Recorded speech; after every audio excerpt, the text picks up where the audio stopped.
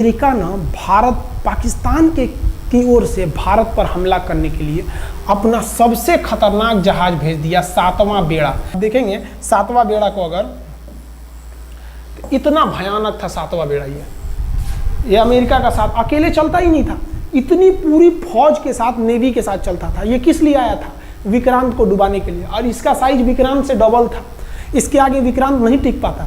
अब इंदिरा गांधी भी टेंशन में रह गई। ले, तब उस समय इंदिरा गांधी को याद आया कि भैया हमारा एक और तो हम समझौता करके आए हैं, अगर अमेरिका पाकिस्तान का साथ दे सकता है तो रूस से हम भी तो समझौता करके आए हैं। तो भारत ने रूस को कहा कि भैया अमेरिका इतना भयानक 7वां बेड़ा भेज दिया, आप हमारी मदद कीजिए।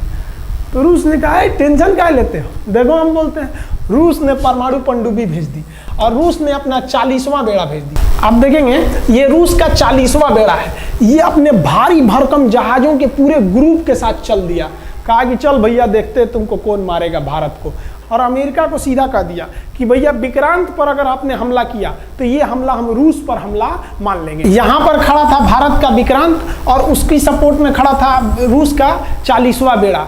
और रूस ने यमन से अपनी एयरफोर्स को भी कह दिया था कि भैया तुम भारत की देखभाल करना। तो भारत की सुरक्षा के लिए इतने लोग, और अमेरिका अपना 7वां बेड़ा लेके यहाँ मुंह देख रहा था, और ब्रिटेन ने भी अपने ईगल नाम के बेड़ा को भी भेज दिया था। तो ये दो लोग हमारे खिलाफ आ गए थे लड़ने के लिए कि अब बताइए, हम लोग बांग्लादेश की भलाई सोच रहे थे, और अमेरिका का 7वां बेड़ा और रूस का ब्रिटेन का ईगल हम लोग के खिलाफ था, और हमारा अपना विक्रांत और रूस की एयरफोर्स और उसकी 40वां बेड़ा हमारे साथ थी। ये पूरी तरह से बाउंड्री बना दिया था 40वां बेड़ा। 40वां बेड़ा का कहना था कि भैया हमारे जहाज पर ऑटोमेटिक मिसाइल लगी है, तुम अगर इधर आओगे तो हम मार देंगे तुमको ऐसे ही। रूस ने अपनी सारी पनडुब्बियों को ऊपर उठा दिया, समुद्र के ऊपर, ताकि सैटेलाइट से और दूसरी निगरानी से देखा जा सके, और यही हुआ भी। वो लोग रूस के इतने खतरनाक जहाज़ों के ग्रुप को देखकर घबरा गए, इतना घबरा गए कि ब्रिटेन ने कहा था we are too late. Britain का ईगल बेड़ा अमेरिका के 7वां बेड़ा से कह रहा है कि रे उधर मत जो, बहुत देर हो गया है, वो पहले पहुंच गया है रूस, अब मारेगा वहीं तबाह हो जाओगे यहाँ पे। तो 7वां बेड़ा ने धमकी दिया कि हमारे जहाज में परमाणु बम लदे हुए हैं।